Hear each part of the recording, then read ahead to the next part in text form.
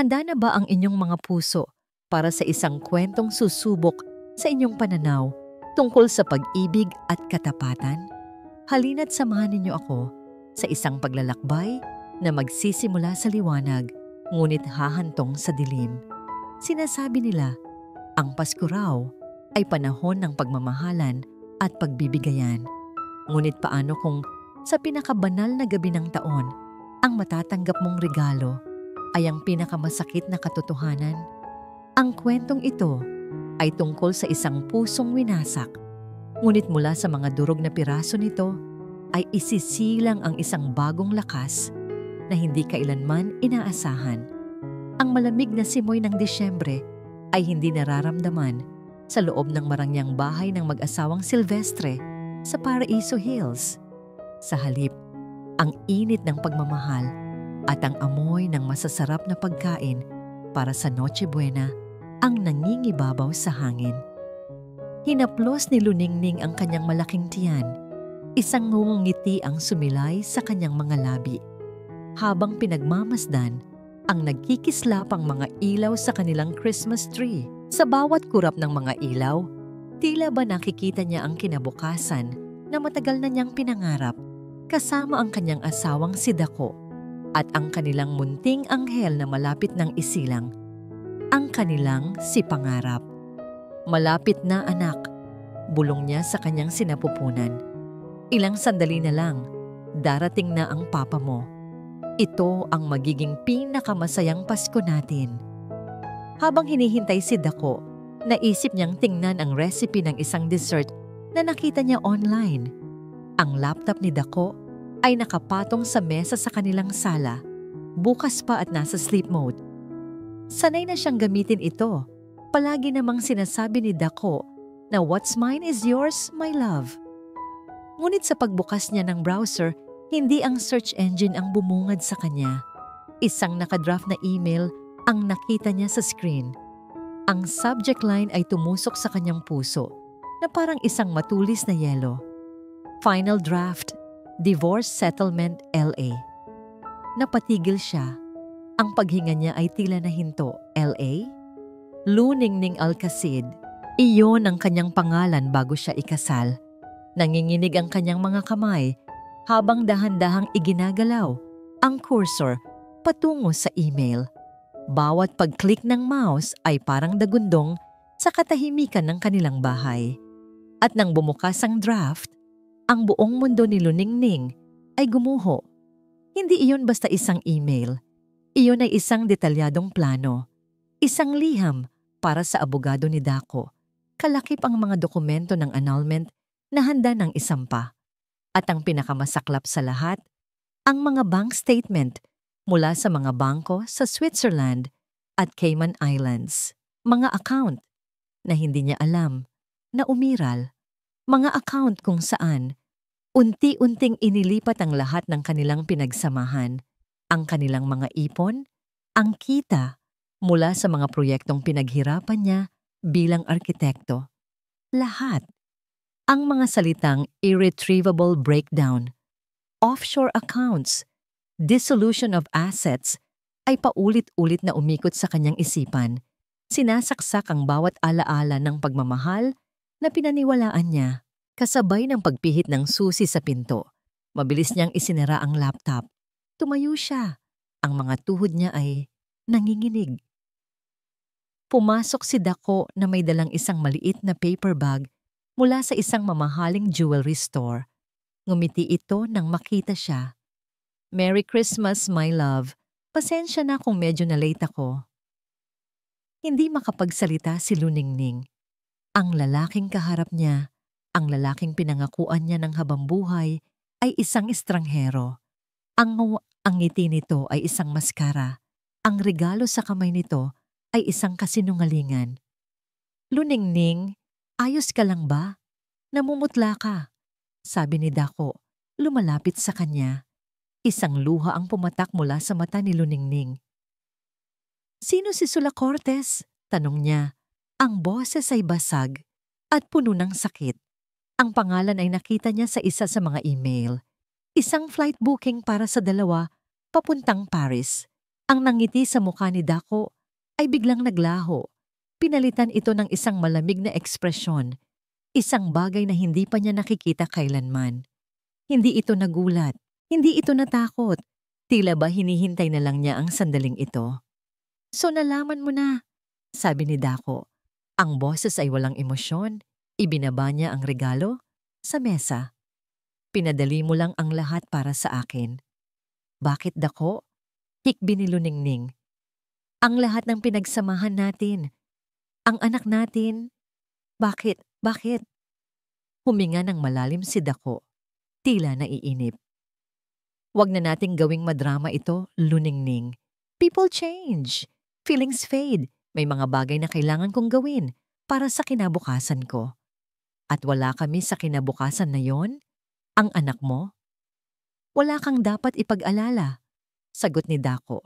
Diretso sa kanyang mga mata, walang kahit isang pahiwatig ng pagsisisi. Makakatanggap ka ng sapat para makapagsimula ulit. Sapat? Tumawa si Luningning ng mapait. Matapos mong ilipat ang lahat ng pera natin sa ibang bansa, anong ititira mo sa amin, Dako? Pamasko? Hindi mo na problema yon. Ang kailangan mo lang gawin ay pumirma sa mga papeles kapag dumating na ang oras. Huwag mong palakihin ang gulo, sabi niya bago tumalikod at naglakad patungo sa pinto.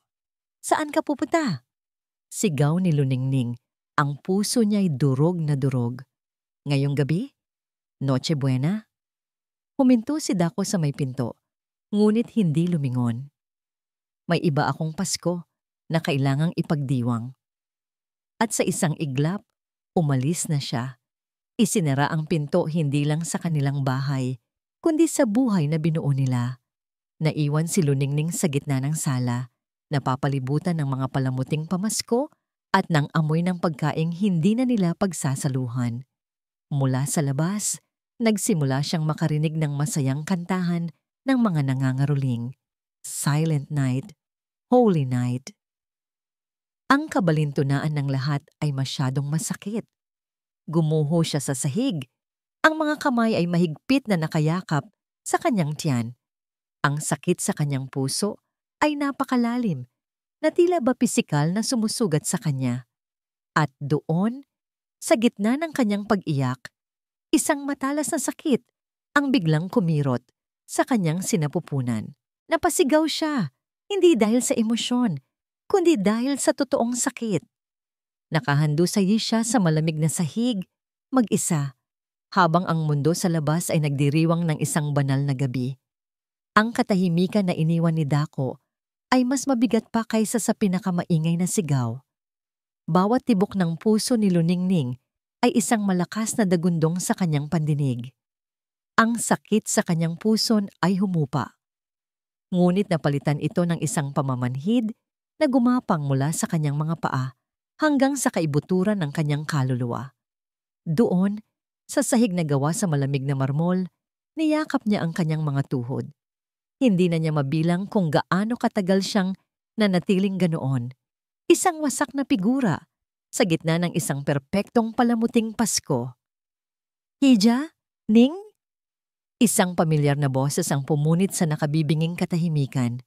Unti-unting pumasok sa sala si Yaya Ginhawa, ang matandang kasambahay na nag-alaga sa kanya mula pagkabata. Sa kanyang mga mata ay makikita ang pag-aalala. Nakita niya ang nakahandang Noche Buena sa mesa, ang 2 platong hindi kailanman pagsasaluhan at ang kanyang alaga na nakalumpasis sa sahig. Diyos ko, anak! Mabilis na lumapit si Yaya Ginhawa, lumuhod sa tabi niya at niyakap siya ng mahigpit. Anong nangyari? Nasaan si Dako? Sa yakap ng matanda, ang pader na itinatayo ni Luningning ay gumuho. Humagulgol siya ng walang tigil. Ang bawat hikbi ay naglalaman ng lahat ng sakit, ng lahat ng tanong, ng lahat ng nawalang pangarap. Isinalaysay niya ang lahat, ang email, ang pag-amin ni Dako, ang pag-alis nito. Walang sinabi si Yaya Ginhawa. Hinayaan niya lang si Luningning na ilabas ang lahat ng sakit habang marahan niyang hinahaplos ang kanyang likod. Nang bahagyang kumalma ang dalaga, Dinalhan siya ng yaya ng isang basong maligamgam na tubig. Baka sa sobrang sama ng loob mo, anak, kaya sumakit ang tiyan mo. Mahinahong sabi ni Yaya Ginhawa, kailangan mong maging matatag, hindi lang para sa sarili mo, para sa kanya. Itinuro ng matanda ang kanyang sinapupunan. Sa mga salitang iyon, tila may nagbago sa loob ni Luningning. Hinaplos niya ang kanyang tiyan, ang kanyang anak, ang kanyang pangarap. Sa gitna ng lahat ng kasinungalingan, ito ang nag-iisang katotohanan. Kinuha niya ang kanyang pitaka mula sa ibabaw ng mesa at kinuha mula roon ang isang lukot na larawan, ang pinakahuling ultrasound ng kanyang anak. Habang tinititigan niya ang maliit na hugis sa larawan, ang kanyang mga luha ay tumigil sa pag-agos. Ang init ng mga luhang iyon ay napalitan ng isang nanlalamig na apoy sa kanyang mga mata, isang determinasyon. Naalala ko ang mami mo, si Gunita. Nagsimulang magkwento si Yaya Ginhawa, ang boses ay malumanay. Nung mga panahong halos malugi na ang negosyo ninyo, lahat sinasabi sumuko na siya. Pero alam mo ba ang ginawa niya? Ibinenta niya ang mga paborito niyang alahas, hindi para sa sarili niya. Ginamit niya ang pera para ipagpatuloy ang pag-aaral mo. Sabi niya, ang mga bagay nawawala. Pero ang lakas na ibinibigay mo sa taong mahal mo, habang buhay niyang dadalhin. Ang alaala ng kanyang ina ay nagbigay sa kanya ng bagong lakas. Hindi siya maaaring maging mahina. Hindi ngayon. Hindi ako susuko, Yaya. Bulong ni Luningning. Ang boses ay nanginginig pa, ngunit buo na ang loob. Lalaban ako. Lalaban ako para sa anak ko. Kinabukasan, araw mismo ng Pasko, habang ang buong mundo ay nagdiriwang, si Luningning ay nasa telepono. Kinausap niya ang isa sa mga pinakamagaling na abogado sa bansa, isang babaeng kilala sa kanyang katapangan at talino, si Attorney Katrina De Leon.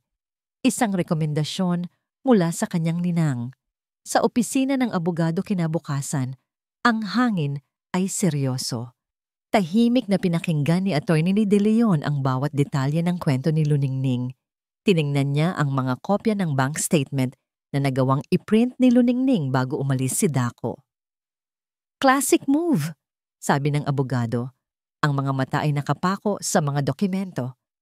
Financial infidelity. Unti-unting paglipat ng conjugal assets sa offshore accounts na hindi mo alam. He planned this for a long time, Mrs. Silvestre. Ano po ang magagawa ko? Tanong ni Luningning. Ang boses ay halos pabulong. Wala na ba akong habol? Sumandal si Attorney De Leon sa kanyang upuan. Sa batas, mayroon. Pero sa realidad, mahirap.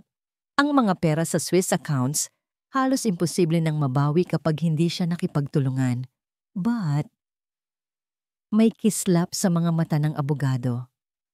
Your husband made one crucial mistake. Masyado siyang naging kampante. Ano po yon? He hasn't filed the case yet. Ibig sabihin, sa mata ng batas, kasal pa kayo at lahat ng ari-arian na nakapangalan sa inyo ay conjugal property pa rin. He left a few local accounts and properties under his name, probably for show. Akala niya, hindi ka kikilos agad. Isang sinag ng pag-asa ang pumasok sa puso ni Luningning. So may magagawa po tayo? Oo, pero kailangan nating maging mas tuso kaysa sa kanya. Seryosong sabi ni Attorney De Leon. May paraan para i-freeze ang mga local assets niya, pero kailangan nating kumilos. Ngayon din. Tumango si Luningning. Gagawin ko po ang lahat. Ang abogado ay tumingin ng diretso sa kanyang mga mata. Ang susunod na mga salita ay tila may bigat ng 1 tonelada. At ang unang hakbang, ang pinakamahalaga sa lahat, ay kailangan mong ibenta ang pinakamalaki ninyong conjugal property, ang bahay na tinitirhan mo. Natigilan si Luningning, tila binuhusan ng malamig na tubig. Ang bahay, ang kanilang tahanan, ang lugar kung saan niya binuo ang lahat ng kanyang pangarap. Ibenta ang bahay namin? Tanong niya, hindi makapaniwala. Pero, saan kami titira ng anak ko? Listen to me, Luningning. Maring sabi ng abogado. Iyon ang pinakamalaking asset na madali nating maliquidate. Once the sale is processed, we can use that legal transaction as a basis to petition the court for an immediate freeze order on all his other known assets dahil sa attempt to dispose conjugal properties without consent. Iyon ang magiging patibong natin sa kanya. Kailangan nating maunahan siya. Kailangan mong magdesisyon ngayon din. Naiwan si Luningning na nakaupo. Ang mga salita ng abogado ay umuugong sa kanyang isipan. Upang mailigtas ang kanyang kinabukasan, kailangan niyang isuko ang huling piraso ng kanyang nakaraan. Ang tahanan na minsan niyang tinawag na paraiso ay siya na palang kailangang magwasak. Ang mga salita ng abogado ay parang malalaking bato na ipinatong sa balikat ni Luningning. Ibenta ang bahay. Ang tahanang binuo niya, hindi lang gamit ang kanyang kaalaman bilang arkitekto, kundi maging ang bawat pangarap at piraso ng kanyang puso. Ito ang magiging unang hakbang sa isang digmaang hindi niya pinili, ngunit kailangan niyang labanan. Pag-uwi niya sa Paraiso Hills, ang bawat sulok ng bahay ay tila nangungusap sa kanya.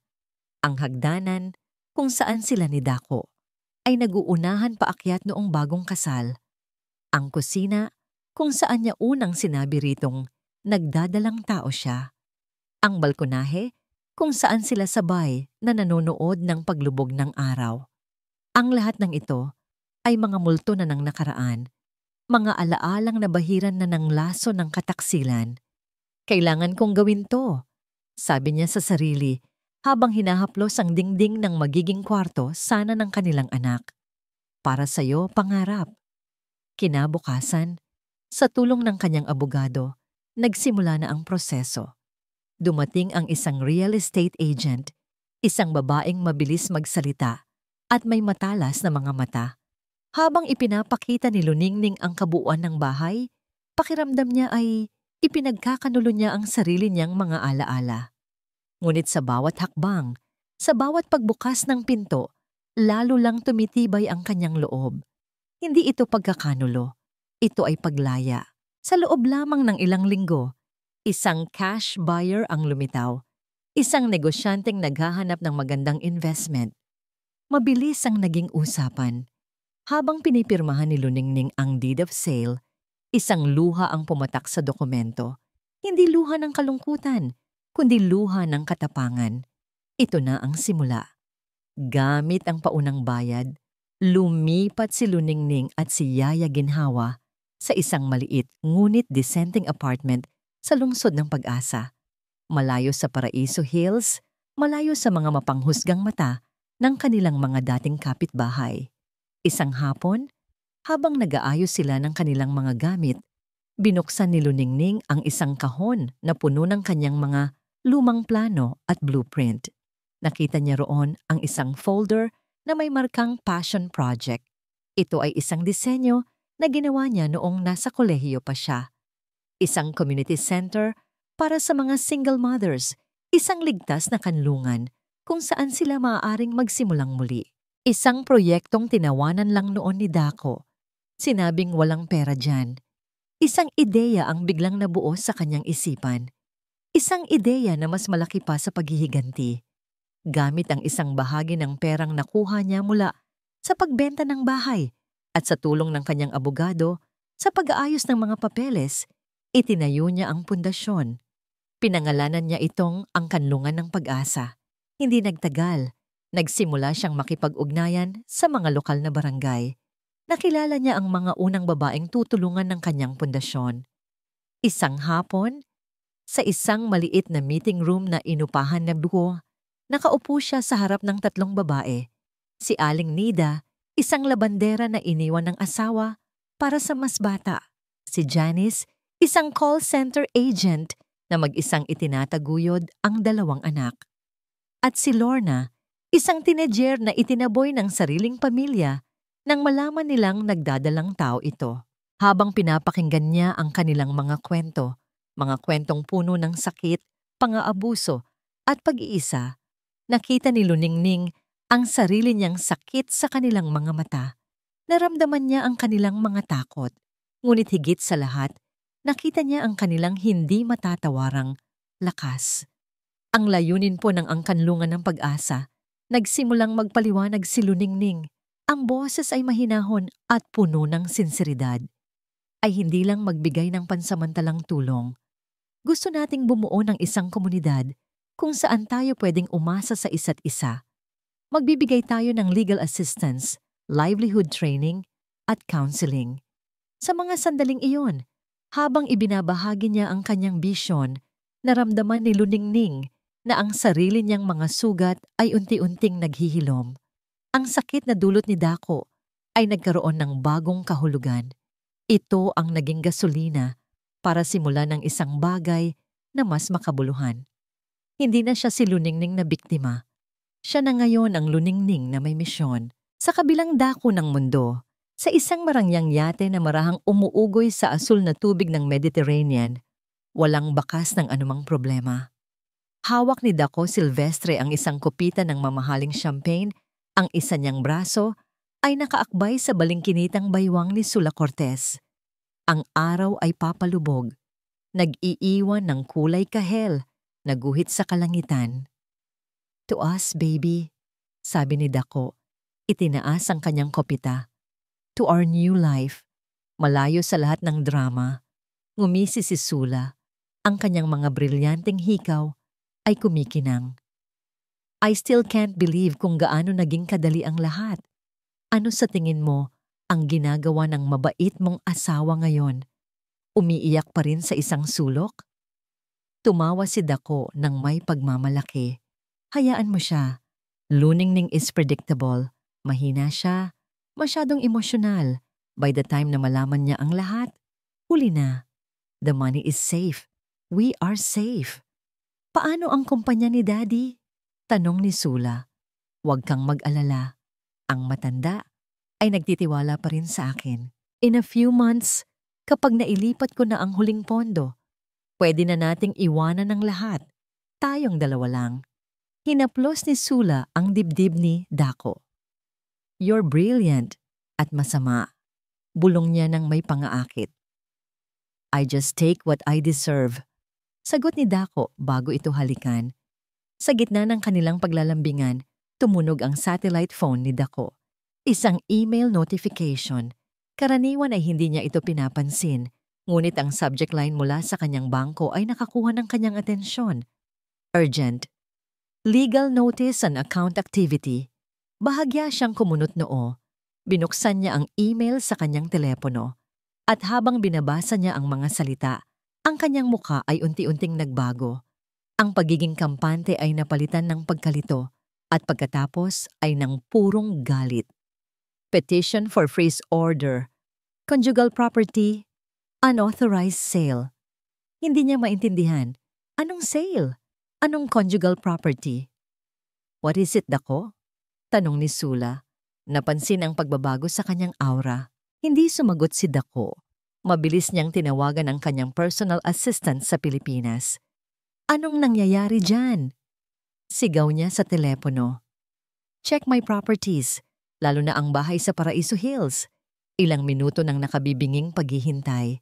At nang dumating ang sagot, ang telepono ay halos madurog sa pagkakahawak ni Dako. "Sir, naibenta na po ang bahay. Last week pa po." Pinirmahan ni Ma'am Luningning ang deed of sale. Crack. Ang kopita ng champagne ay nabasag sa kanyang kamay.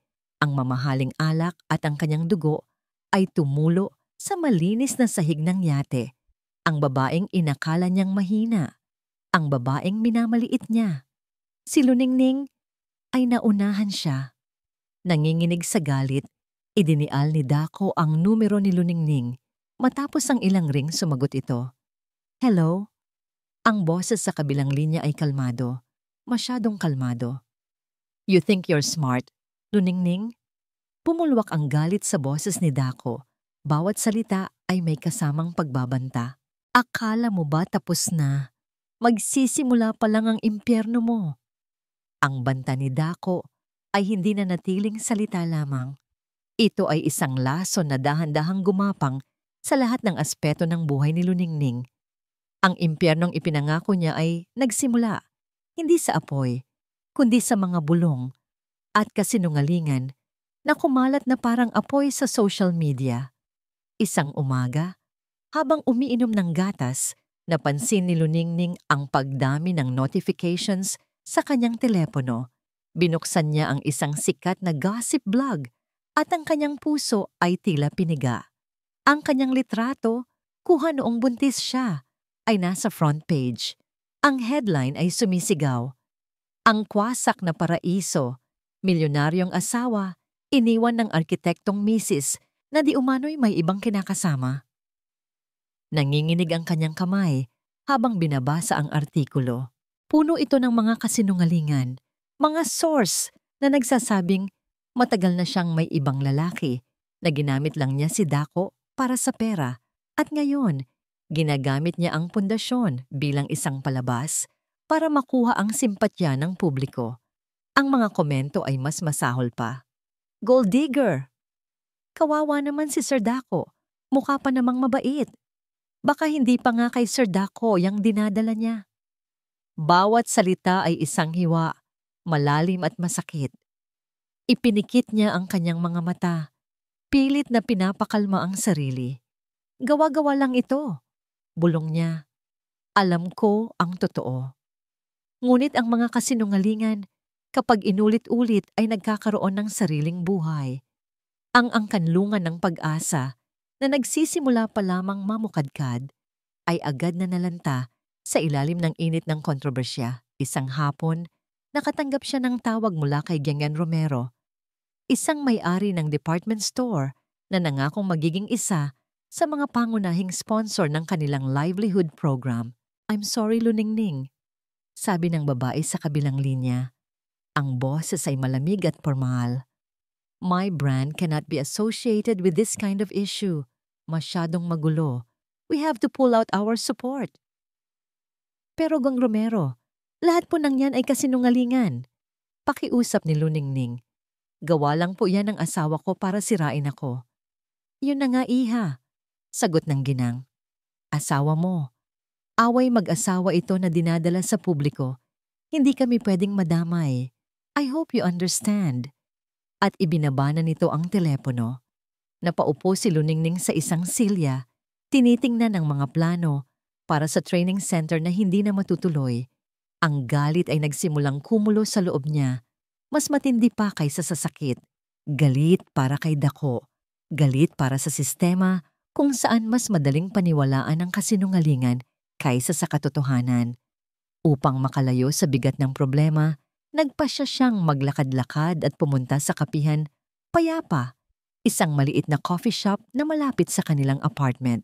Habang nakapila, isang pamilyar na boses ang tumawag sa kanyang pangalan. "Luningning Alcacid, ikaw nga." Lumingon siya at nakita ang isang matangkad na lalaki na naka-business suit. May ngiti sa mga labi na pamilyar sa kanya. Matagal bago niya naproseso ang mukha nito. "Kanlaon?" Gulat niyang tanong. "Kanlaon Montefalco?" "The one and only," natatawang sagot nito. Si Kanlaon ay dati niyang kaklase at karibal sa architecture school na ngayon ay isa ng CEO ng isang malaking construction firm. "It's been years. Kamusta ka na?" "I heard, well, I've been hearing a lot of things." Ang nangiti ni Luningning ay bahagyang nawala. "Kung nabasa mo sa mga blogs, malamang hindi yon totoo." "I never believed in gossip." Seryosong sabi ni Kanlaon. "I know you, Ning. You were the most passionate and honest person in our batch. Hindi ka gold digger." Ang simpleng mga salitang iyon ay tila isang balsamo sa kanyang mga sugat. Sa unang pagkakataon sa loob ng maraming linggo, naramdaman niyang may isang taong nakakakita sa tunay na siya. Nag-usap sila sa isang sulok ng kapihan. Ikinuwento ni Luningning ang tungkol sa angkanlungan ng pag-asa. Hindi niya binanggit ang mga detalye ng paghihiwalay nila ni Dako, ngunit nabanggit niya ang mga pagsubok na kinakaharap ng pundasyon. "His attacks are loud because he is desperate," sabi ni Kanlaon matapos makinig ng mabuti. "A man who is confident in his position moves in silence Dako is creating noise because you cornered him. You took away his house, his local assets. You wounded his pride. This is not a sign of strength, Luningning. This is a sign of weakness. Ang pananaw na yon ay nagbigay ng bagong liwanag sa sitwasyon. Pero paano ko lalabanan yon? Tanong niya. Wala akong pera para tapatan ng media campaign niya. Then don't fight his war. Fight yours. Payo ni Kanlaon. Hayaan mo siyang mag-ingay. Ikaw magtrabaho ka lang. Let your work speak for itself. The truth has a way of revealing itself, but you have to keep building it. Huwag mong hayaang ang mga kasinungalingan niya ang maging pundasyon ng kwento mo. Ang pag-uusap na yon ay ang hanging muling nagpaalab sa apoy sa kanyang puso. Umuwi si Luningning na may bagong determinasyon. Samantala, sa apartment, si Yaya Ginhawa ay abala sa pag-aayos ng kanilang mga gamit na hindi pa naililigpit mula sa paglipat. Habang nililinis niya ang ilalim ng isang lumang aparador, may nakapa siyang isang bagay na matigas. Kinuha niya ito. Isang luma, mumurahing cellphone. Hindi ito kay Luningning. Naalala niya. Ito ang teleponong naiwan ni Dako sa guest room ng dati nilang bahay. Mga buwan na ang nakalipas bago pa man pumutok ang lahat. Itinago niya ito sa pag-aakalang baka importante, ngunit tuluyan na niyang nakalimutan. Dahil sa kuryosidad, sinubukan niyang buksan ito. Nagulat siya nang bumukas pa ito. May kaunti pang natitirang baterya. May iisang audio file lang na nakasave dito. Pinindot niya ang play. Isang garalgal na boses ng lalaki. Boses ni Dako. Ang narinig niya. Sinasabi ko sa'yo, delikado to. Kapag nalaman ng matanda kung saan talaga napupunta ang pondo, pareho tayong lagot. Sumagot ang isang matinis na boses ng babae, boses ni Sula. Relax, Dako. Ako ang bahala kay Daddy. He thinks you're a god. Hindi niya malalaman ang tungkol sa paglilipat ng pondo basta't sundin mo lang ang plano. Just make sure na malinis ang pagkakagawa mo sa pag-utos sa matanda. Hindi ito simpleng pag-utos, Sula. This is millions kapag pumalpak to. Then don't let it fail, sigaw ni Sula. This is my only chance to get what I deserve from him. Kaya ayusin mo. Biglang namatay ang recording. Nabitawan ni Yaya Ginhawa ang telepono na para siyang napaso. Ang kanyang mga kamay ay nanginginig at ang kanyang paghinga ay bumilis. Hindi niya naintindihan ang lahat ng detalye, ngunit sapat na ang kanyang narinig. Paglilipat ng pondo. Pag-utos sa matanda. Hindi lang ito simpleng away mag-asawa. May mas malalim, mas madilim, at mas mapanganib na nangyayari.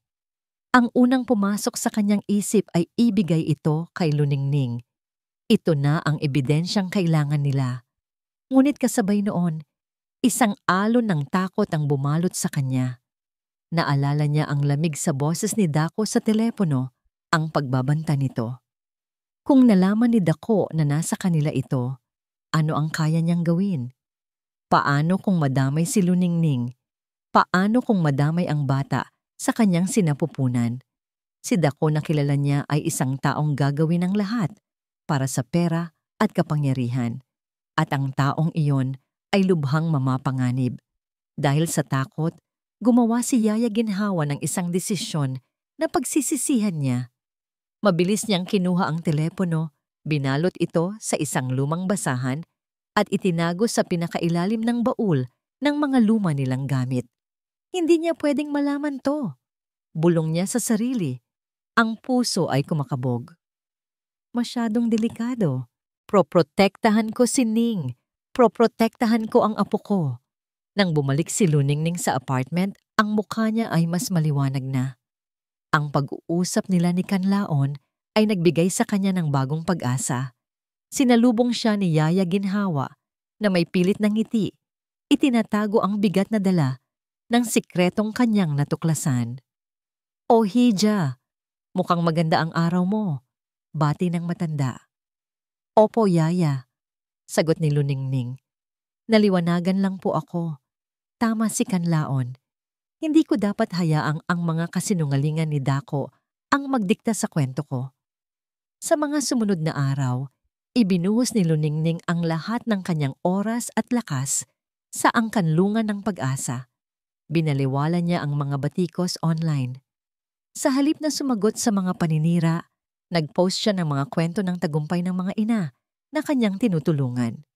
Isang video ni Aling Nida na nagsisimula na ng kanyang munting talyer ng pananahi.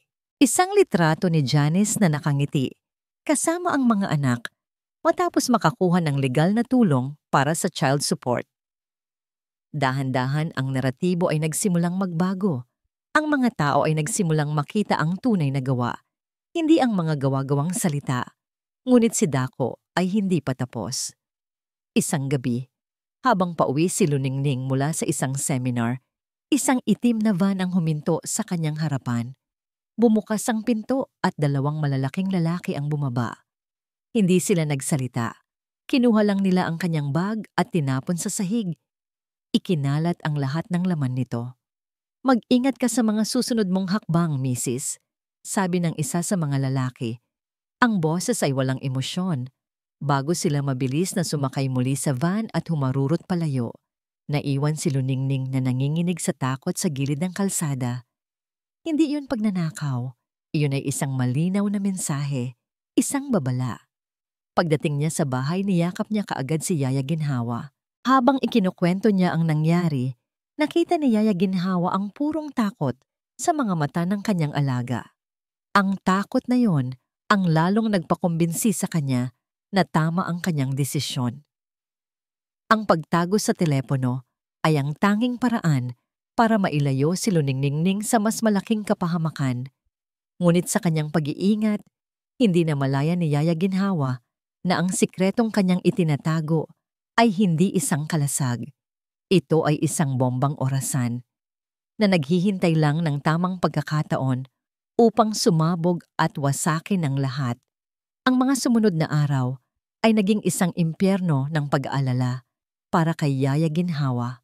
Ang bawat pagtawa ni Luningning ay may kasamang anino ng kanyang kasinungalingan. Ang bawat paghaplos nito sa kanyang tiyan ay isang paalala ng panganib na maaaring idulot ng kanyang sikreto. Ang insidente sa kalsada ay nag-iwan ng malalim na takot hindi lang kay Luningning, kundi lalo na sa kanya. Sa gabi, hindi siya makatulog ng mahimbing. Paulit-ulit na naglalaro sa kanyang isipan ang garalgal na boses mula sa recording at ang malamig na banta ng mga lalaking humarang sa kanyang alaga. Ang konsensya niya ay isang mabigat na tanikala na nakapulupot sa kanyang puso. Isang gabi, habang pinagmamasdan niya si Luningning na mahimbing na natutulog, ang pagod ay bakas na bakas sa mukha nito. Hindi na niya nakayanan ng bigat. Dahan-dahan siyang lumuhod sa tabi ng kanyang lumang baul. Ang dibdib ay sumisikip. "Patawarin mo ako, Gunita," bulong niya sa hangin na para bang kausap ang yumaong ina ni Luningning. "Hindi ko na kaya. Ang pagprotekta ko sa kanya ay baka siya pang lalong ikapahamak." Nanginginig ang mga kamay. Binuksan niya ang baul. Mula sa ilalim ng mga lumang damit at kumot, kinuha niya ang teleponong binalot sa basahan. Hawak niya sa kanyang mga kamay ang isang bagay na maaaring maging susi sa kalayaan ni Luningning o ang mitya na magpapasabog sa kanilang mga buhay. Pinili niyang harapin ang katotohanan. Dahan-dahan niyang ginising si Luningning. "Ning anak, gising!" mahina niyang sabi. Nagising si Luningning, nag-aalala. "Yaya, bakit po? May problema ba?" Umupo si Yaya Ginhawa sa gilid ng kama, hindi makatingin, nang diretso sa mga mata ng dalaga. Inilahad niya ang kanyang nanginginig na kamay at ipinakita ang lumang telepono. "Anak, patawarin mo ako." Nagsimulang humikbi ang matanda. "Mayroon akong itinago sa'yo." Ikinuwento niya ang lahat. Ang pagkakakita niya sa telepono, ang takot na naramdaman niya nang marinig ang recording, at ang dahilan kung bakit niya ito itinago. Habang nagsasalita siya, ang mga luha ay patuloy na dumadaloy sa kanyang mga pisngi. Hindi nagalit si Luningning. Sa halip, Hinawakan niya ang mga kamay ng matanda. Yaya, naiintindihan ko po. Sabi niya ng may pag-unawa. Ginawa niyo lang po yon dahil nag-aalala kayo sa amin. Huwag na po kayong umiyak. Kinuha ni Luningning ang telepono. Ang malamig na plastik ay tila may dalang bigat. Nasaan po ang recording? Pinindot ni Yaya ginhawa ang play. Sa katahimikan ng gabi, ang silid ay napuno ng garalgal na pag-uusap ni Nadako at Sula. Muling pinakinggan ni Luningning ang mga salita. Paglilipat ng pondo, pag-utos sa matanda. Ang lahat ay biglang nagkaroon ng kahulugan. Ang biglaang paglipat ni Dako ng kanilang pera. Ang pagiging kampante nito. Ang koneksyon nito kay Sula, na anak pala ng isang mayamang negosyante. Hindi lang ito tungkol sa relasyon nila. Ito ay isang malaking sabwatan, isang pandaraya sa ekonomiya. Yaya, ang matanda na sinasabi nila, bulong ni Luningning. Ang mga mata ay nanlalaki sa pagkatuklas. Ito ang tatay ni Sula. Kinabukasan, agad silang nagpunta ni Luningning sa opisina ni Attorney De Leon. Sa loob ng conference room, ipinarinig nila ang recording. Tahimik na nakinig ang abogado, ang kanyang mukha ay seryoso. Nang matapos ang recording, pinindot niya ang stop at huminga ng malalim. This changes everything, sabi ni Attorney De Leon. Hindi na lang ito simpleng annulment case o habulan ng conjugal property. Kung mapapatunayan natin ito, Dako can be charged with large-scale estafa and economic sabotage. This is a non-bailable offense, Luningning. Ito na ang barahan natin laban sa kanya. Isang bagong pag-asa ang sumibol sa puso ni Luningning.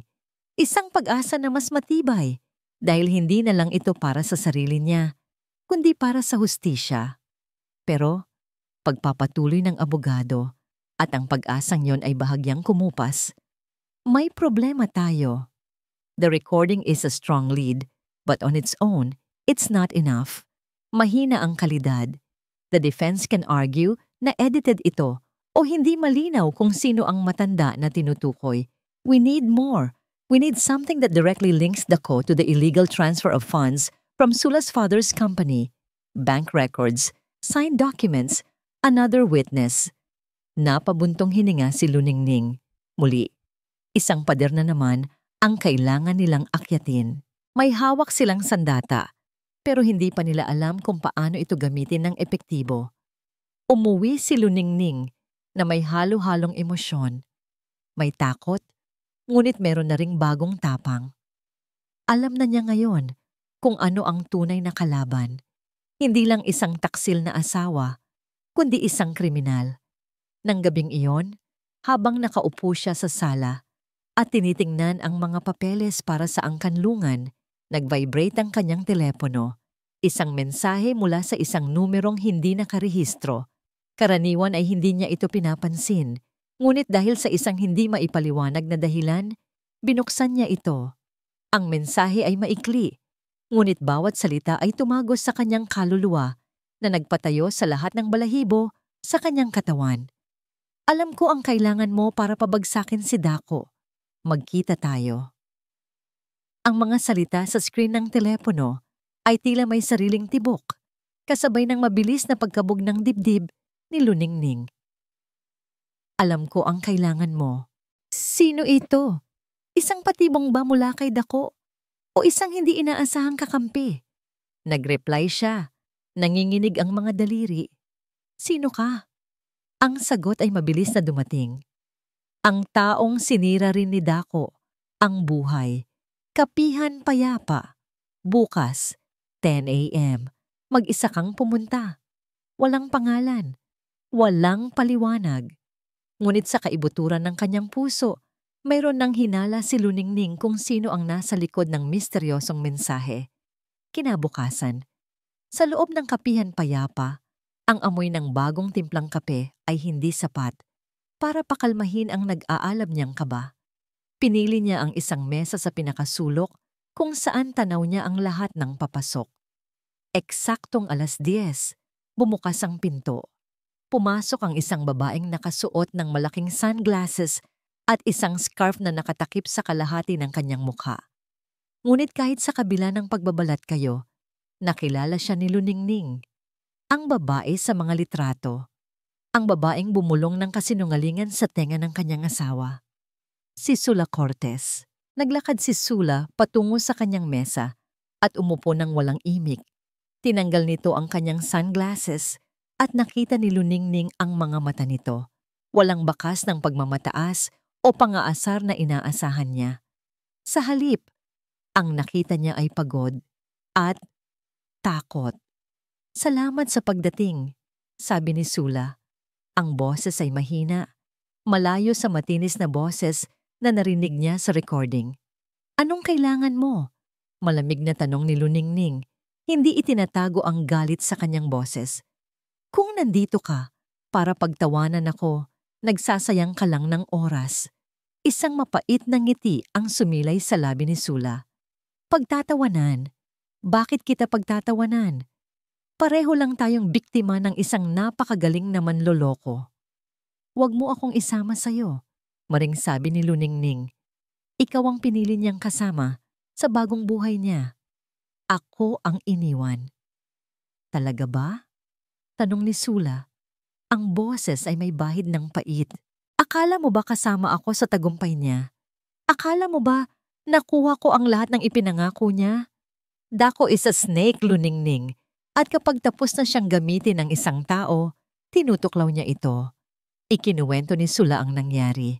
Nang bumalik si Dako sa Pilipinas para harapin ang kaso ni Luningning, nagsimula itong magbago. Naging marahas, palaging iritado. Nang subukan ni Sula na kunin ang kanyang share mula sa mga perang ninakaw nila sa kanyang ama, tinawanan lang siya ni Dako. Sabi niya, "Anong share? Wala kang pinirmahan, walang kontrata." Sabi ni Sula, ang mga mata ay nagsimulang mamasa. "Ginamit niya ako, Luningning. Ginamit niya ang galit ko kay Daddy para makuha ang tiwala nito. At nang makuha na niya ang gusto niya, itinapon niya ako na parang basura." Hindi lang yun. Binalaan pa siya ni Dako na kung magsusumbong siya, sisirain din ni Dako ang buhay niya. Gagamitin ang lahat ng ebidensya para palabasin na si Sula ang utak ng lahat. Nakinig lang si Luningning. Ang galit sa kanyang puso ay dahan-dahang napapalitan ng isang komplikadong emosyon. Hindi awa, kundi isang malamig na pagkaunawa. Ang babaeng nasa harap niya ay hindi ang kontrabidang inaakala niya. Isa rin itong piyesa sa laro ni Dako. "May recording kami." Pag-amin ni Luningning, sinusubukan ang reaksyon ni Sula.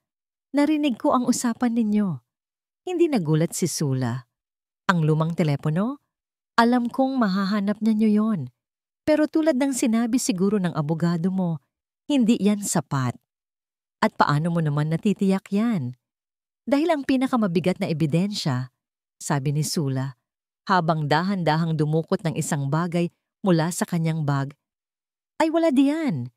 Inilapag niya sa mesa ang isang susi. Isang simpleng susi ng isang locker. "Ano to?" tanong ni Luningning. Si Dako ay mayabang, pero hindi siya tanga. He has a second phone. Isang burner phone kung saan nakatago ang lahat. Mga kopya ng bank transactions, mga email sa mga offshore contacts niya, mga recording ng pag-uusap nila ng tatay ko kung saan minamanipula niya ito. Lahat. Iyon ang insurance niya. At nasaan ang teleponong yon? Nakatago sa isang locker sa isang lumang gym na hindi na niya pinupuntahan. Akala niya, ako lang ang nakakaalam noon. Sabi niya, para daw yon sa seguridad namin. Muli, isang mapait na tawa ang kumawala kay Sula. Ang hindi niya alam, nakuha ko ang susi bago niya ako itaboy. Itinulak ni Sula ang susi palapit kay Luningning. Hindi ko na kaya siyang labanan ng mag-isa. Masyado siyang makapangyarihan. Pero ikaw, may laban ka. Gamitin mo yan. Ibagsak mo siya. Hindi lang para sa'yo, kundi para sa lahat ng niloko niya. Tinitigan ni Luningning ang susi. Ang maliit na piraso ng metal na ito ay maaaring ang katapusan ng lahat ng kanyang problema. Ngunit ang pagtanggap nito ay nangangahulugang magtitiwala siya sa babaeng naging dahilan ng kanyang pinakamatinding sakit. Bakit kita paniniwalaan? Tanong ni Luningning. Ang tanong na kanina, pabumabagabag sa kanyang isipan. Bakit mo to ginagawa? Pwede mo namang gamitin yan para sa sarili mo. Tumingin si Sula nang diretso sa kanyang mga mata. Sa unang pagkakataon, nakita ni Luningning ang purong desperasyon. Dahil buntis din ako, Luningning, halos pabulong na sabi ni Sula. At tinakot ako ni Dako na ilalayo niya sa akin ang anak ko kapag nagsalita ako. Ayokong lumaki ang anak ko na ang ama ay isang halimaw at mas lalong ayokong lumaki siyang ang ina ay isang duwag na hinayaang manalo ang kasamaan. Natahimik ang buong paligid. Ang revelasyong yon ay isang bombang sumabog sa pagitan nilang dalawa. Dalawang babae, dalawang ina. Parehong minahal at sinaktan ng iisang lalaki. Hindi sila magkaibigan, hindi sila magkakampi. Ngunit sa sandaling iyon, sila ay magkadugtong dahil sa isang parehong sakit at isang parehong layunin. Dahan-dahan, iniabot ni Luningning ang kanyang kamay at kinuha ang susi. Ang susi mula kay Sula ay malamig at mabigat sa palad ni Luningning, parang isang pangako ng hustisya at panganib na magkasama. Pag-uwi niya sa apartment, ang kanyang isip ay puno ng mga plano. Ito na ang huling piraso na kailangan nila. Agad niyang ibinahagi ang lahat sa kanyang abogado at kay Yaya Ginhawa. Kailangan nating mag-ingat, babala ni Atty. De Leon sa telepono. Hindi natin pwedeng basta na lang buksan ang locker. It could be considered illegal search. Kailangan natin ang tamang proseso. Let me work on it. For now, itago mong mabuti ang susi at huwag kang gagawa ng kahit anong kahina-hinala. Sumang-ayon si Luningning. Ang tagumpay ay abot kamay na. Kailangan na lang nilang maging matalino at mapagpasensya. Ngunit ang kalaban nila ay isang ahas na hindi natutulog. Habang si Luningning at ang kanyang abogado ay nagpaplano ng kanilang susunod na legal na hakbang, si Dako naman ay gumagawa ng sarili niyang opensiba. Ginamit niya ang kanyang natitirang impluwensya at pera para maghasik ng duda laban sa mismong pundasyon na itinatag ni Luningning. Nag-hire siya ng isang private investigator para halungkatin ang pinagmulan ng pondo ng angkanlungan ng pag-asa. At natagpuan niya ang butas na kanyang hinahanap. Ang pondo na ginamit ni Luningning para itatag ang pundasyon ay nanggaling sa pagbenta ng kanilang conjugal property. Sa mata ng batas na pilit binabaluktot ni Dako, ito ay isang questionable na transaksyon. Isang maulan na hapon, habang si Luningning ay nasa maliit na opisina ng angkanlungan at tinutulungan ang mga ina sa kanilang livelihood projects, isang lalaking nakabarong ang pumasok. May kasama itong dalawang pulis. Sino po sila? Tanong ni Luningning. Ang kaba ay nagsimulang gumapang sa kanyang dibdib. Ikaw ba si Ging? Luningning Alcacid Silvestre. Formal na tanong ng lalaki. Inilahad nito ang isang dokumento. I am a court sheriff. May dala akong temporary restraining order para sa operasyon ng inyong pundasyon. Napatanga si Luningning. Ano? Bakit? Wala kaming ginagawang masama. May isang petisyon na isinampa laban sa inyo para sa misuse of conjugal funds at unverified sources of funding. Paliwanag ng sheriff. Habang iniimbestigahan ang kaso, lahat ng assets at operasyon ng angkanlungan ng pag-asa ay kailangan naming i-freeze, effective immediately. Ang mga salitang freeze at i-freeze ay umalingaw-ngaw sa kanyang tainga. Parang isang masamang biro. Ang sandatang ginamit niya laban kay Dako ay siya na ngayong ginagamit laban sa kanya. Walang nagawa si Luningning kundi panoorin ang mga opisyal na maglagay ng selyo sa pinto ng kanyang opisina. Ang mga ina na naroon ay naguguluhan at natatakot. Paano na kami, Ma'am Ning? Tanong ni Aling Nida. Ang mga mata ay puno ng pag-aalala. Saan na kami kukuha ng pagkakakitaan? Niyakap ni Luningning si Aling Nida, pilit na pinipigilan ang sariling mga luha. Huwag po kayong mag-alala. sabi niya, kahit hindi niya alam kung paano tutuparin ang pangakong iyon. Hindi ko po kayo pababayaan, babalik po tayo. Ngunit sa kanyang pag-uwi, dala-dala ang bigat ng pagkatalo, alam niyang hindi iyon magiging madali. Ang pundasyon ay hindi lang isang proyekto para sa kanya. Ito ang kanyang naging buhay. Ito ang kanyang naging dahilan para bumangon araw-araw. At ngayon, kinuha rin iyon ni Dako sa kanya. Pagdating niya sa apartment, basang-basa ng ulan at ng luha, nadatnan niya si Yaya Ginhawa na balisa. May hawak itong isa pang sulat. Isang eviction notice. Ang may-ari ng apartment na nalaman ang tungkol sa issue ay ayaw ng madamay. Binibigyan sila ng 1 linggo para umalis. Lahat ay nawawala. Napaupo siya sa sahig, sa gitna ng kanilang mga kahon na hindi pa rin tapos ayusin. Ang bahay, ang pera, ang pundasyon, at ngayon, pati ang kanilang pansamantalang tirahan, wala na siyang matakbuhan, wala nang natira. Ito na ang pinakamadilim na gabi ng kanyang buhay. Ang lahat ng kanyang pinaghirapan ay gumuho na parang isang kastilyong buhangin na tinangay ng alon. Tumingin siya sa bintana sa walang tigil na pagpatak ng ulan. Pakiramdam niya, ang buong mundo ay lumuluha kasama niya. Tinalo na siya ni Dako. Sa gitna ng kanyang pagluluksa, tumunog ang kanyang telepono. Nakita niya ang pangalan ni Dako sa screen. Sa huling pagkakataon, sinagot niya ito. Hello? Ang basag niyang boses. Ang boses sa kabilang linya ay puno ng pagtatagumpay. Isang malamig at mapang-asar na tawa. Sinabi ko sa iyo, Luningning, sabi ni Dako, bawat salita ay isang patalim. Wala kang laban sa akin. Ngayon, panoorin mo ang pagbagsak ng lahat ng pinaghirapan mo. Panoorin mo kung paano ka mawalan ng lahat. Hindi na niya hinintay ang sagot. Ibinaba na niya ang tawag. Naiwan si Luningning na hawak ang telepono, nakikinig sa katahimikan. Wala nang luhang lumalabas sa kanyang mga mata. Isang malalim na kawalan na lang ang kanyang nararamdaman. Tumingala siya sa kisame. Ang ulan ay patuloy na humahampas sa kanilang bintana. Sa sandaling iyon, sa kaibuturan ng kanyang pagkatao, naramdaman niya na wala na talagang natira.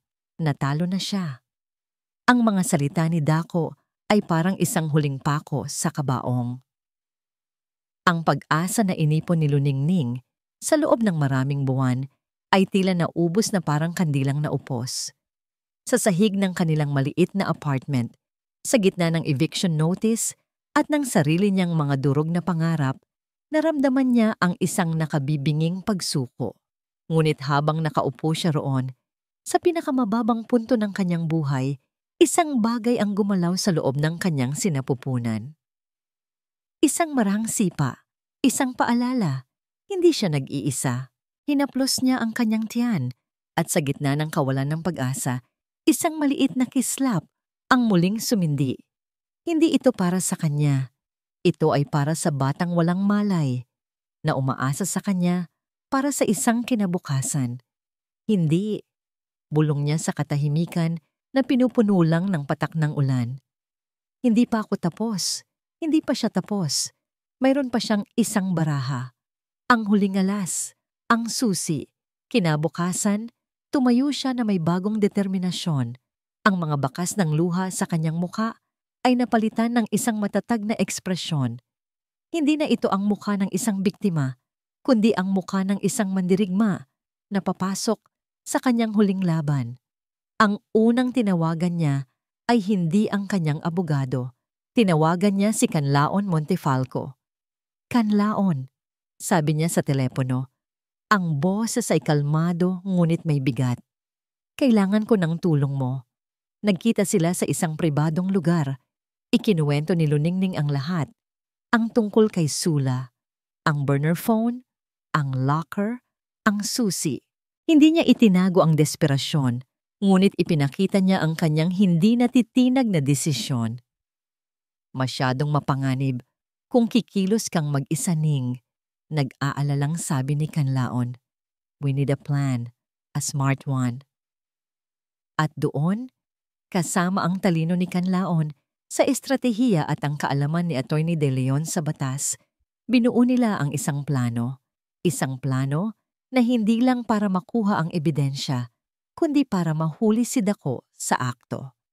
Alam nilang binabantayan ni Dako ang bawat galaw ni Luningning. Kailangan nilang ilihis ang kanyang atensyon. Ginamit ni Canlaon ang kanyang koneksyon. Nagpakalat siya ng balita sa business community na may isang malaking whistleblower na lalabas mula sa kumpanya ng ama ni Sula, handang ibunyag ang lahat ng anomalya. Isang katang-isip, ngunit sapat na para mataranta si Dako. Habang si Dako at ang kanyang mga abogado ay abala sa pag-apula sa bagong sunog na ito, si Luningning naman kasama si Atty. De Leon ay kumuha ng isang search warrant mula sa isang hukom gamit ang recording mula sa unang telepono bilang probable cause. Ang lahat ay handa na. Dumating ang araw. Ang plano ay simple ngunit delikado. Hapon, tumawag si Canlaon kay Dako gamit ang isang hindi rehistradong numero. Nagpanggap siyang isang taong malapit sa whistleblower. "Mr. Silvestre," sabi ni Canlaon, binago ang kanyang boses. "Kung gusto mong manahimik ang tao ko, kailangan nating mag-usap. Magdala ka ng cash. Malaki. Sa isang warehouse sa bandang port area. Ngayon na." Alam nilang hindi magdadala ng cash si Dako, ngunit alam din nilang pupunta ito kahit para lang alamin kung sino ang nagtatraidor sa kanya. Ang kanyang kayabangan, ang magiging sarili niyang patibong. Habang si Dako ay mabilis na nagmamaneho papunta sa diversion, si Luningning naman, kasama ang kanyang abogado at 2 pulis na may dalang search warrant, ay papunta na sa lumang gym.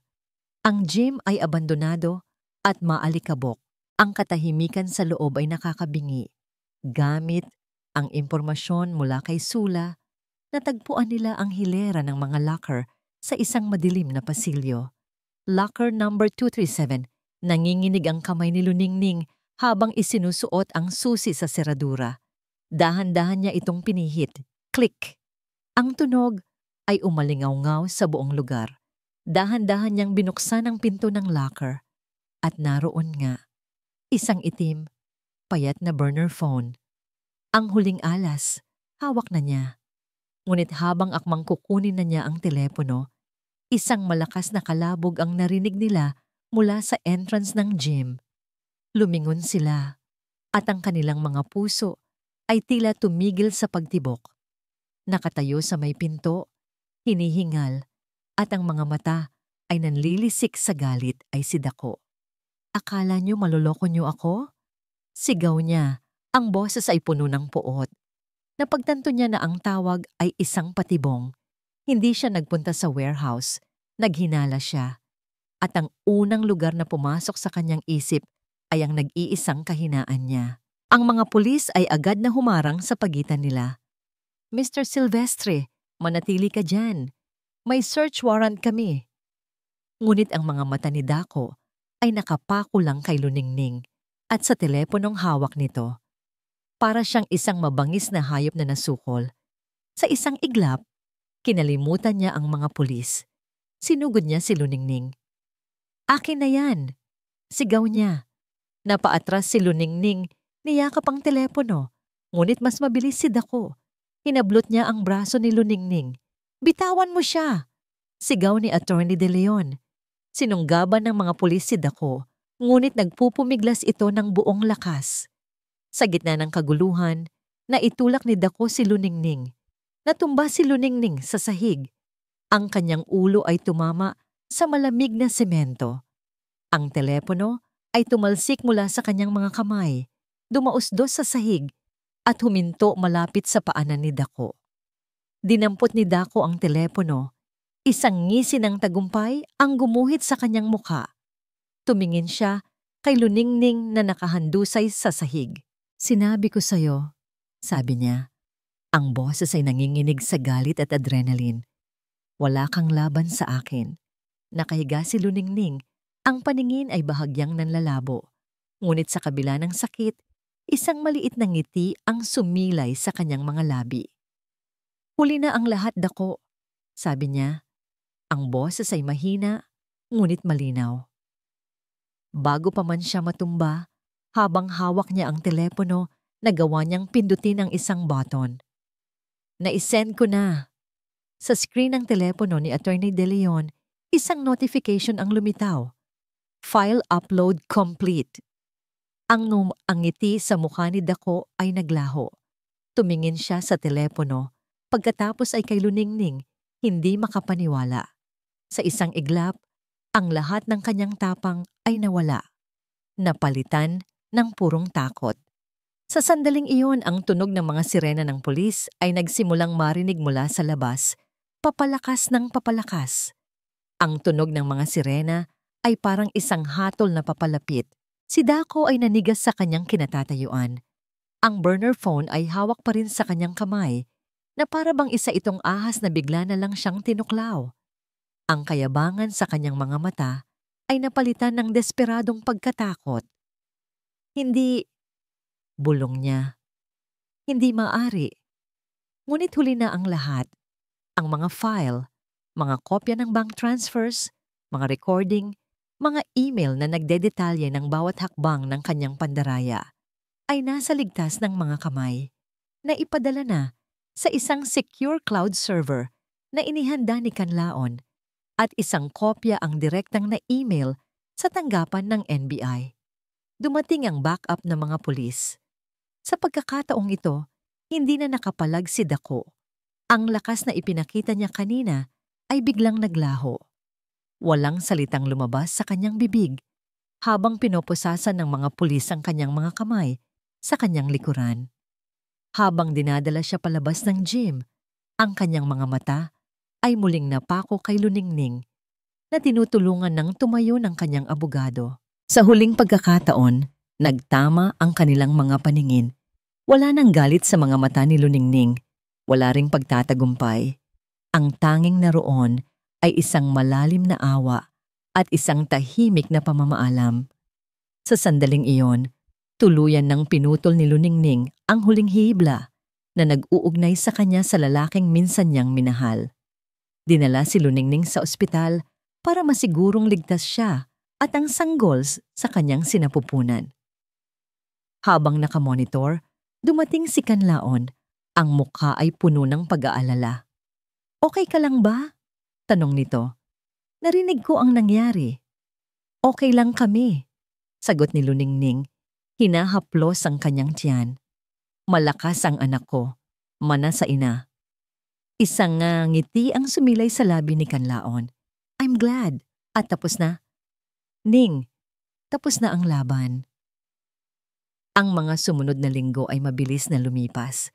Dahil sa bigat at kalinawan ng ebidensya, ang kaso laban kay Dako Silvestre ay umusad ng mabilis. Naging isang malaking iskandalo ito, laman ng bawat balita. Ang buong imperyo na binuo niya mula sa kasinungalingan ay gumuho na parang kastilyong buhangin. Ang paglilitis ay isang formalidad na lamang. Ang mga dokumento mula sa burner phone ay hindi maitatanggi. Testigo rin ang ama ni Sula na sa wakas ay naliwanagan sa panlolokong ginawa sa kanya ng taong pinagkatiwalaan niya. Dumating ang araw ng paghatol. Pumasok si Luningning sa courtroom, hindi bilang isang biktima na uhaw sa paghihiganti, kundi bilang isang saksi sa pag-iral ng hustisya. Nakita niya si Dako sa upuan ng mga akusado. Ang dating makisig at aroganteng lalaki ay malaki ang ipinayat. Ang mga mata ay walang buhay. Tumingin ito sa kanya, ngunit mabilis ding umiwas. Ang pagbasa ng hatol ay malinaw at matatag. Guilty. Sa kasong large-scale estafa at economic sabotage, habang buhay na pagkakakulong. Walang palakpakan, walang sigawan. Isang mabigat na katahimikan lang ang bumalot sa silid. Habang dinadala si Dako palabas ng courtroom, hindi naramdaman ni Luningning ang saya na inaasahan ng marami na mararamdaman niya. Sa halip, ang naramdaman niya ay isang malalim na kapayapaan, isang paglaya. Hindi paglaya mula kay Dako, kundi paglaya mula sa galit at sakit na matagal niyang kinimkim. Sa labas ng korte, sinalubong siya ng mga miyembro ng media. Ngunit hindi siya nagsalita. Naglakad lang siya palayo, tungo sa isang bagong simula. Makalipas ang ilang araw, habang nag-aayos siya para sa muling pagbubukas ng ang kanlungan ng pag-asa, nakatanggap siya ng isang sulat sa koreo. Wala itong return address, ngunit pamilyar ang kanyang sulat kamay. Galing ito kay Sula. Binuksan niya ito. Sa loob ay isang maliit na papel lamang. May nakasulat na 2 salita. Salamat at paalam. Nalaman niya mula sa kanyang abogado na si Sula ay binigyan ng immunity kapalit ng kanyang testimonya at umalis na ng bansa para magsimula ng bagong buhay kasama ang kanyang magiging anak. Ipinikit ni Luningning ang kanyang mga mata. Sa kabila ng lahat, ipinagdasal niya na sana'y maging mabuti ang kanilang kalagayan. Ang pagpapatawad na tutunan niya ay hindi para sa taong nagkasala sa'yo. Ito ay para sa sarili mo. Isang hapon, tumayo si Luningning sa labas ng gusali ng korte, hindi na bilang isang akusado o biktima, kundi bilang isang malayang tao. Ang araw ay maliwanag at ang hangin ay sariwa. Huminga siya ng malalim, pinapakiramdaman ng init ng araw sa kanyang balat. Ito na ang katapusan ng isang kabanata. At sa wakas, handa na siyang simulan ang susunod. Lumipas ang 1 taon. Ang mapait na taglamig ng nakaraan ay napalitan na ng isang mainit at maaliwalas na tagsibol sa buhay ni Luningning. Ang kanlungan ng pag-asa na muling nabuksan matapos malinis ang kanyang pangalan ay hindi na lamang isang maliit na pundasyon. Isa na itong umuunlad na komunidad. Sa tulong ng mga donasyon na bumuhos matapos malaman ng publiko ang kanyang tunay na kwento, at sa tulong na rin ni Canlaon Montefalco bilang isa sa mga board members, nakapagpatayo sila ng isang bagong gusali. Isang tunay na kanlungan na mayroong training center, daycare, at pansamantalang tirahan para sa mga inang nangangailangan. Sa araw ng inaugurasyon, tumayo si Luningning sa entablado, hindi bilang ang babaeng winasak ng pagtataksil, kundi bilang isang simbolo ng pagbangon. Ang kanyang tiyan ay hindi na malaki. Sa halip, sa kanyang mga bisig ay kalong niya ang isang magandang sanggol na babae na may mga matang kumikislap na parang mga bituin. Maraming salamat po sa inyong lahat sa pagdalo. Simula niya sa mokong. Ang boses ay matatag at puno ng pasasalamat. Marami sa inyo ang nakakaalam sa pinagdaanan ko. Ngunit ang kwento ng angkanlungan ay hindi tungkol sa akin. Ito ay tungkol sa ating lahat. Tungkol sa bawat ina na minsan nang nadapa ngunit piniling bumangon. Tungkol sa bawat babaeng sinubok ng tadhana ngunit hindi sumuko. Ang lugar na ito, pagpapatuloy niya habang iginagala ang tingin sa mga ngiti ng mga inang kanyang natulungan, ay patunay na mula sa pinakamasakit na karanasan, maaaring isilang ang pinakamagandang simula. Ang bawat isa sa atin ay may kakayahang maging sarili nating sinag ng pag-asa. Pagkatapos ng kanyang talumpati, nilapitan siya ni Yaya Ginhawa. Ang mga mata ay nangingilid sa luha ng kaligayahan. Ibang-iba ka na, Hija, sabi ng matanda. Ang mommy mo, siguradong ipinagmamalaki ka. Isang hapon, ilang linggo matapos ang inaugurasyon, dinala ni Luningning ang kanyang anak sa isang parke. Inilatag niya ang isang kumot sa ilalim ng isang malaking puno ng akasya at pinaupo roon ang kanyang munting prinsesa. Alam mo ba, anak? Sabi ni Luningning habang marahang pinipisil ang maliliit na kamay ng sanggol. Minsan, akala ni Mommy, gumuho na ang mundo niya. Akala niya, wala ng pag-asa. Pero, dumating ka. Tumingala ang sanggol sa kanya at ngumiti. Isang ngiting walang nangipin na kayang pawiin ang lahat ng sakit ng nakaraan. Ikaw ang naging pangarap ko sa gitna ng isang bangungot, bulong ni Luningning. Kaya naman, ang pangalan mo ay pangarap, ang aking munting Ara. Naglaro sila sa damuhan. Ang halakhak ng maliit na si Ara ay ang pinakamagandang musikang narinig ni Luningning. Habang pinapanood niya ang kanyang anak na sinusubukang abutin ng isang paru-paro, naramdaman niya ang isang kaligayahang buo at totoo. Isang kaligayahang hindi nakasandal sa ibang tao, kundi nagmumula sa loob niya mismo. Hindi na siya si Luningning Alcacid Silvestre. Siya na ngayon, si Luningning Alcacid, isang matagumpay na arkitekto, isang mapagmahal na ina, at isang tagapagtatag na nagbibigay inspirasyon sa marami.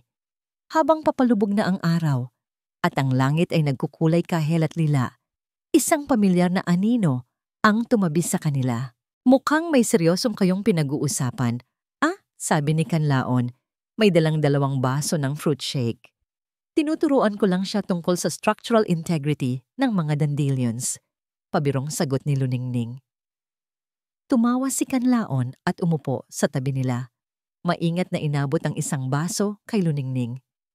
Tahimik silang pinanood ang papalubog na araw. Walang mga salita ng pag-ibig na binitawan. Walang mga pangakong ginawa. Tanging isang komportabling katahimikan, isang pagkakaibigan na dahan-dahang namumukadkad sa isang bagay na mas malalim. Tumingin si Luningning sa kanyang anak, na ngayon ay mahimbing nang natutulog sa kanyang kandungan. Pagkatapos ay tumingin siya kay Kanlaon na nakangiti sa kanya nang may paghanga at respeto. At sa wakas, tumingin siya sa magandang tanawin sa kanyang harapan. Ang kanyang paglalakbay ay nag-umpisa sa pinakamalamig na Noche Buena. Ngunit ngayon, ang puso niya ay puno ng init. Hindi dahil nakapaghiganti siya, kundi dahil natutunan niyang ang tunay na tagumpay ay hindi ang pagbagsak ng iyong kaaway, kundi ang pagbuo muli sa iyong sarili, mas matatag, mas matalino, at mas maliwanag kaysa dati. Siya si Luningning, at ang kanyang liwanag ay hindi na kailanman muling mapapatay. At dito po nagtatapos ang kwento ni Luningning sa ang pinakamalamig na Noche Buena. Ang aral ng kwentong ito ay malinaw. Ang buhay ay puno ng mga pagsubok na minsay magpapaluhod sa atin. Ngunit ang tunay na sukat ng ating katatagan ay hindi kung paano tayo bumagsak, kundi kung paano tayo paulit-ulit na bumabangon. Ang paghihiganti ay maaaring magbigay ng pansamantalang kasiyahan, ngunit ang pagpapatawad sa sarili at paggamit sa sakit para tulungan ng iba ang nagbibigay ng tunay na kapayapaan at kaligayahan. Maraming salamat po sa inyong walang sawang pagsubaybay at pakikinig. Kung meron kayong mga saloobin o komento tungkol sa kwento ni Luningning, huwag po kayong mag-atubiling i-type sa comment section sa ibaba. Nais din naming malaman kung anong uri ng mga kwento pa ang gusto ninyong marinig sa mga susunod nating upload. Hindi dito nagtatapos ang ating paglalakbay. Marami pa pong kwentong kasing ganda at mas puno ng aral dito sa aming channel. Kung nagustuhan nyo ang kwentong ito, i-like, i-share sa pamilya at mga kaibigan. At mag-subscribe na rin para lagi kayong updated sa mga susunod pa naming kwento. I-click nyo ang notification bell para kayo ang unang makarinig kapag may bago kaming upload. Pagpalain po kayo ng Panginoon, kayo at ang inyong buong pamilya. Hanggang sa muli,